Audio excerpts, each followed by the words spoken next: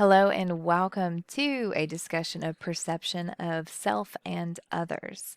Again, this lecture is going to be based off of a book called Calm 5 by Verteber and Selnow. So, what we're going to do in this particular lecture would be to discuss a little bit of the background of what perception is, how we see ourselves, how we see others, and some of the positives and the negatives of what happens in that particular process.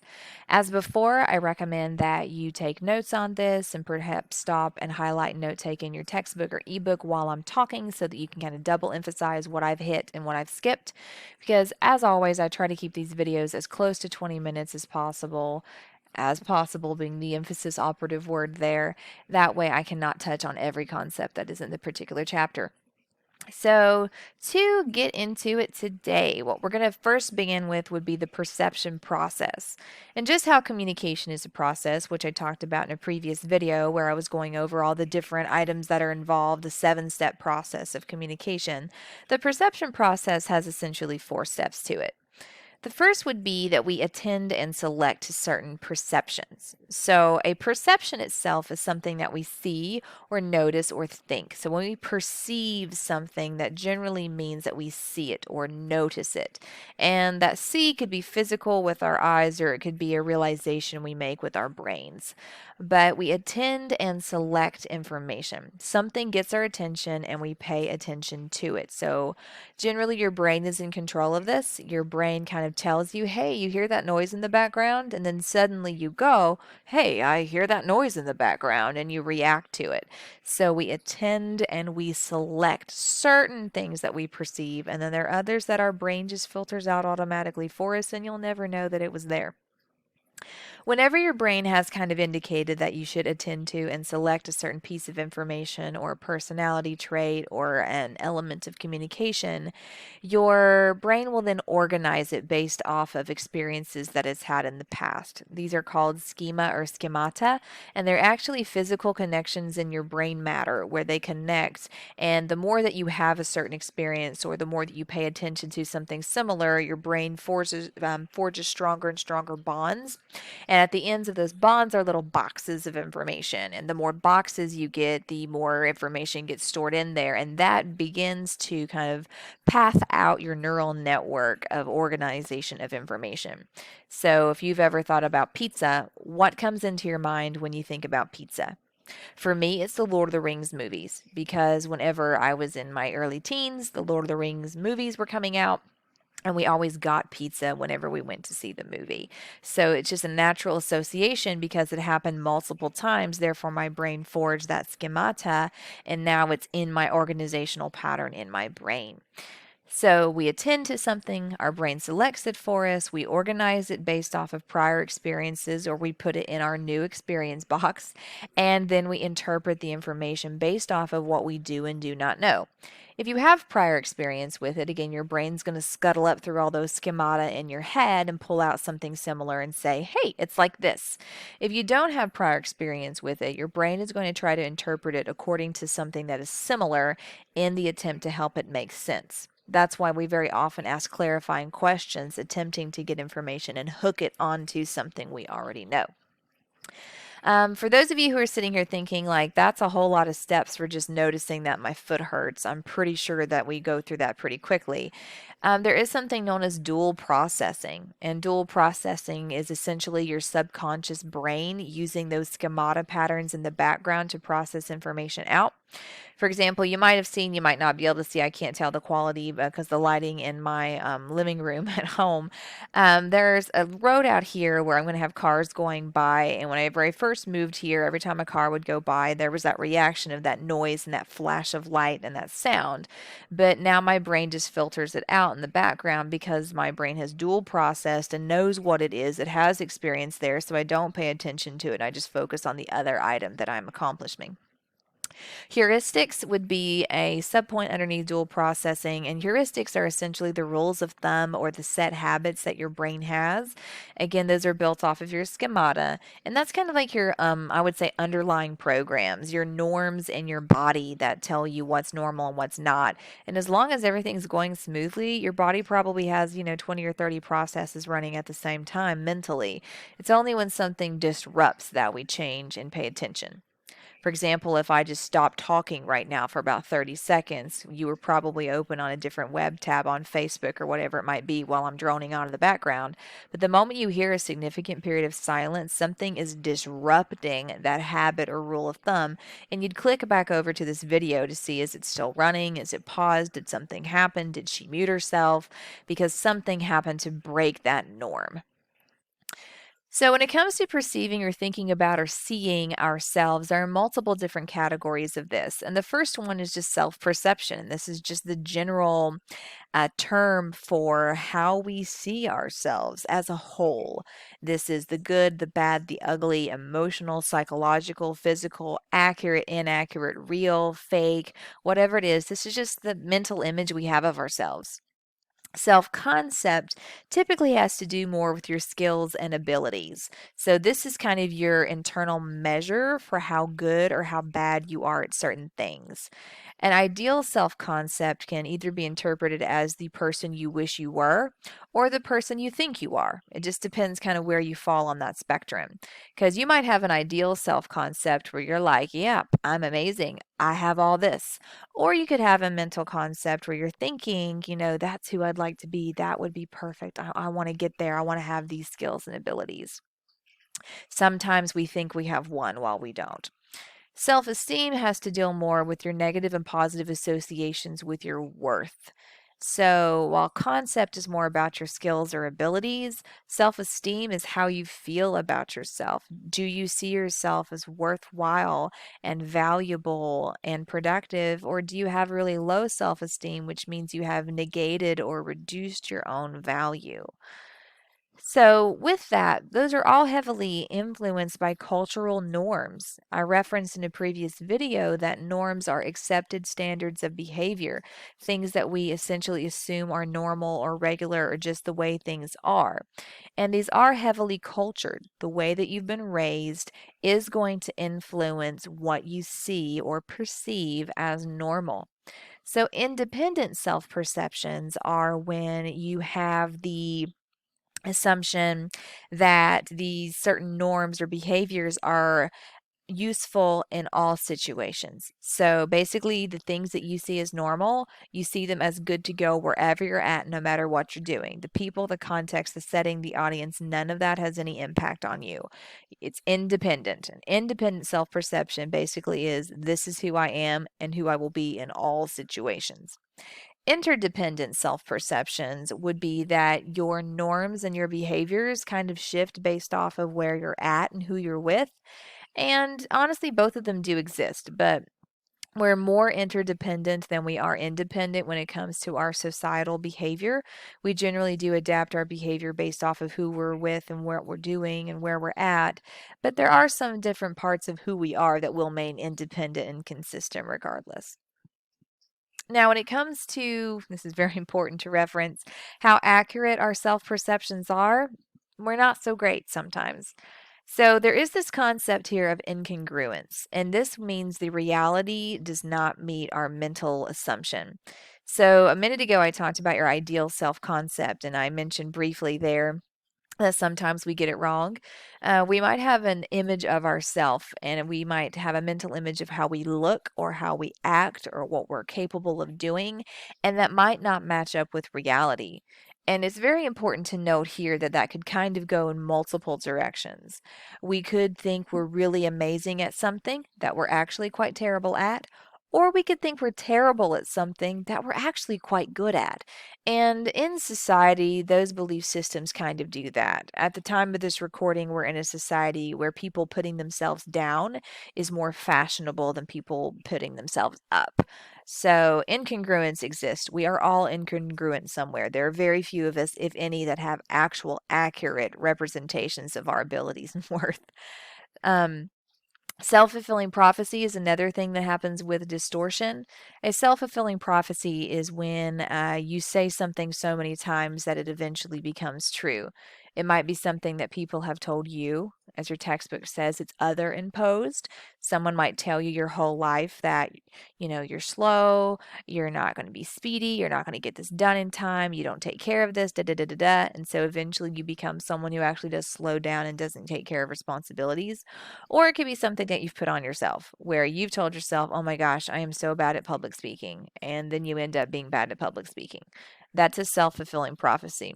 We all have them. We all have those, and you need to be aware of them and try to get rid of them because it's kind of interesting how far you can go once you haven't limited yourself.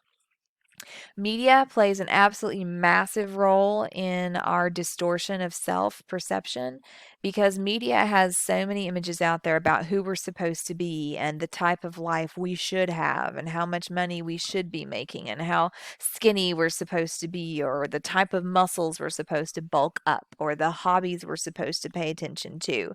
And media is just full of it. I mean, you can look at any time, you can sit there and find someone telling you what you should be doing and what your norm should be. And it's another really worthwhile component to kind of pause and sit on this for a second and think how many media images have flooded your life. Like, I have a friend who lives her life like it's a reality TV show, like will stir up drama for nothing and run around yelling and screaming and then come back later for a very dramatic apology. And whenever we actually confronted her about this, she was like, well, that's just what I saw on TV. So I figured that would be a really cool way to live as an adult. She doesn't do that anymore. I have so many people who feel they're supposed to meet these certain expectations with physical appearance and hobbies and activities. And when you ask them, where did you get that idea from? It's almost always parents, TV, and media. Those are like the big ones. Social media to me is the biggest one when it has come to changing people's self perception. Social media envy is a huge thing. I'm sure most of us have been on social media at some point and seen a certain lifestyle or item and been like, why do they have that? Why can't I have that? Or you might be the person that's posting all those pictures, trying to get some likes and some hearts and smiley faces in the attempt to make your life look better than you feel it is, or to get that approval from other people. So, media images are very destructive. They could be exceptionally positive, but we generally use them to make ourselves feel better and other people's to not feel better. And we should kind of reverse that. I'm not a huge social media person for this reason. I have one social media account that I don't really do that much with, simply because I like to avoid the pushing of media images on people. I think there's too much of it as it stands. With that, we do have filters. The way that we are cultured, our norms that we believe, the media images that we absorb, the self fulfilling prophecies that we're living by, all feed into filters. And filters are essentially how we process new information when we encounter it. We filter it through this lens of how we think things should be. If you're looking back at like a coffee filter or something, it keeps certain items in the grains in the actual filter, but only certain things get through. Same thing here. You have a filter, and certain things are getting through, and certain things are not. And that's completely dependent on your norms and how you've been raised and what you've chosen to believe upon reaching adulthood. When it comes to yourself, communicating with yourself, so intrapersonal communication, self talk is huge. This is how you communicate with yourself. This is whether you talk to yourself positively, negatively. Are you constantly putting yourself down? Do you believe it when you put yourself down? Or are you on the other side where you're sitting here saying, I'm the most amazing human being to walk the earth? It really could be anywhere in that spectrum from way too positive to way too negative. Again, right now, our culture thinks it's trendy to be negative. Social construction of self is really related to the media interaction I mentioned a minute ago. We do have a social construction of self, but the different way to interpret this, and this is key, so kind of focus in on me for just a second here. The social construction of self is the self that we show others in social settings. Let that hit for just a minute. The social construction of self is the self that we represent in social interactions to others. We allow people to see certain sides of us. We do very rarely allow anyone to see all of these sides of us. And here's where this is important. Most of the persons in our culture nowadays that suffer from negative self talk, from depression and thoughts of suicide, and pressure from society have a very, very, very perfected social construction of self. They have perfected the ability to look good around other people. And then they bring all that negativity home with them and they sit in that negative self talk and it doesn't have the ability to come out. Now, what I recommend when it comes to your social construction of self is to be very honest with yourself about what sides you are comfortable sharing with people and what sides you're not. But when it comes to bringing home anxiety and depression and deep concern like that, there does need to be an avenue for that, which I'm going to mention in the next slide. Self monitoring is going to be the process that you go through in order to have an accurate perception of who you are and what your value is. And I'm going to go ahead and tell you that I will value you even if nobody else does. Okay.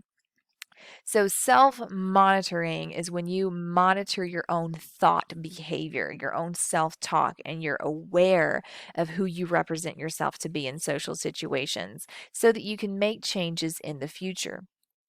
Now, with that, when we go to changing perceptions, I'm going to move my head over here for just a second. One of the things that we all need to be willing to do is to access self help when it's necessary. That has such a bad rap and the social nowadays in society is self help. Oh my goodness. No, it's actually a really good thing. If there's something where you need to get that communication out, you need to do that because we're so used to having our social construction bubble of ourselves out there that we never take any time to actually deal with what's inside that bubble. So, communicating with others can be an exceptionally freeing and helpful position. Awareness is next. Be aware whether it's positive or negative. I'm not saying that everyone fights with some level of anxiety or depression. I just know that incredibly large amounts of people do. So, if you do not have anxiety or depression, just be aware of what your strengths are as a person and be aware of who you're representing yourself to be and create a consistent image for who you want to be around others.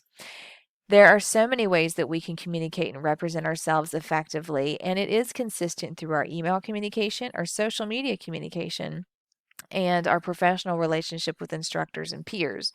For those of you who are really active on social media, you need to be aware of what perception of self you're putting out there because employers do look, instructors do look. I don't, I'm not interested. But a lot of people are going to be out there and they're going to be aware of all the different sides of you. So you need to be aware of the different sides of you.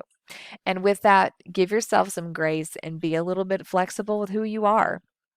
Every single person in this class is going to be different and have different anxieties, strengths, comfort levels, and awareness. So share those experiences and create a learning community with each other where you can develop.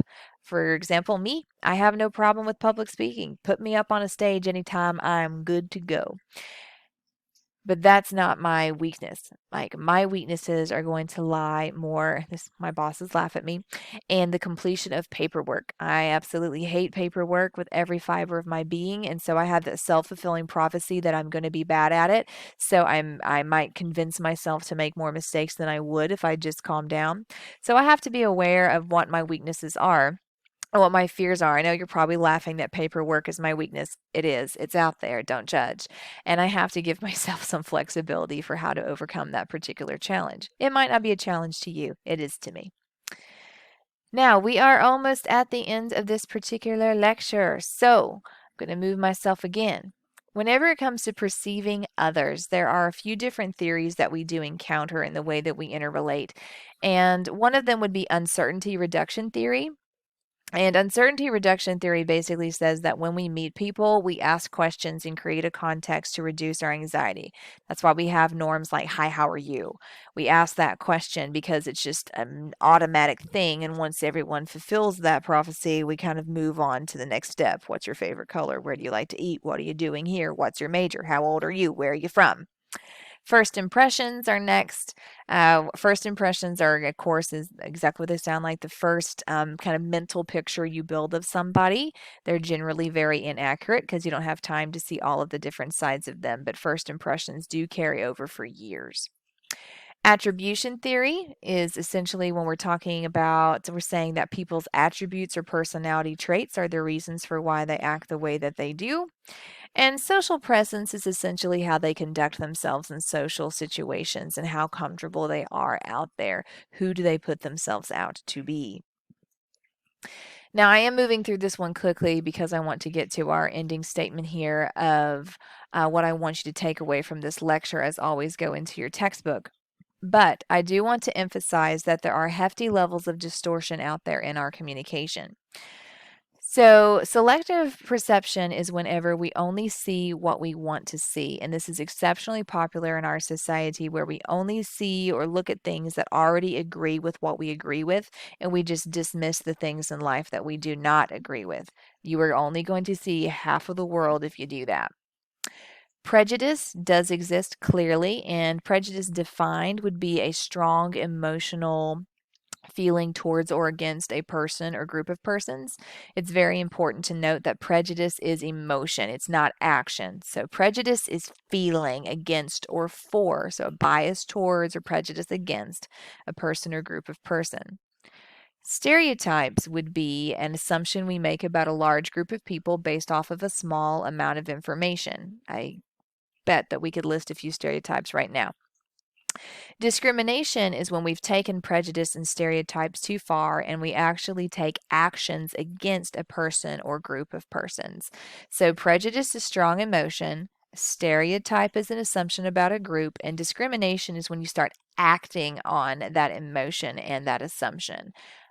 Obviously, all of these are negative. Don't do any of them.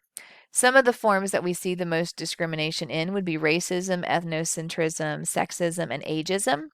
Racism is when we have prejudice or discrimination based off of someone's race or ethnicity. Ethnocentrism is whenever we believe that our ethnicity is the center of the universe and therefore the best. That's where ethnocentrism comes from. So it's whenever we believe that our culture is the best and everybody else's is inferior. That is a negative. We don't do that. That is a prejudice. If you believe that your culture is the best and therefore everyone is inferior, then that is a negative, distorted thought that you need to adapt in your personal life.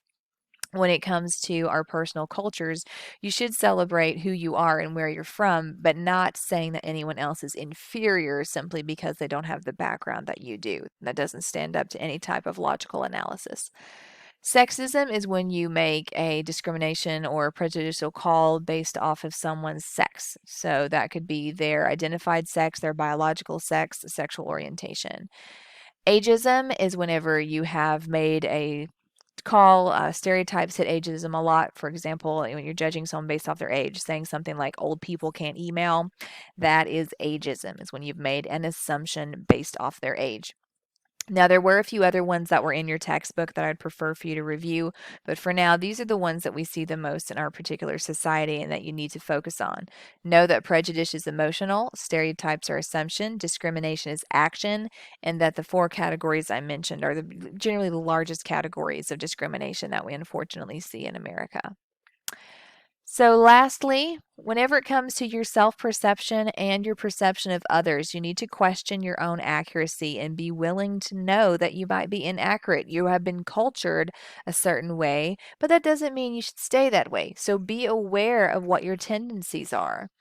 Be open to new information and be willing to change based off of that information you receive. So don't think that you're right all the time. You're probably right a lot of the time about some stuff. But when it comes to perceiving others, you're probably wrong because you do not have the full picture. They do not have the full picture of you either. So they should be questioning their accuracy, choosing to be aware, being open to new information, and being willing to change. So, lastly, when you are confused or unsure, clarify. There's nothing in this world wrong with asking a question to make sure that you've checked yourself before you've wrecked yourself.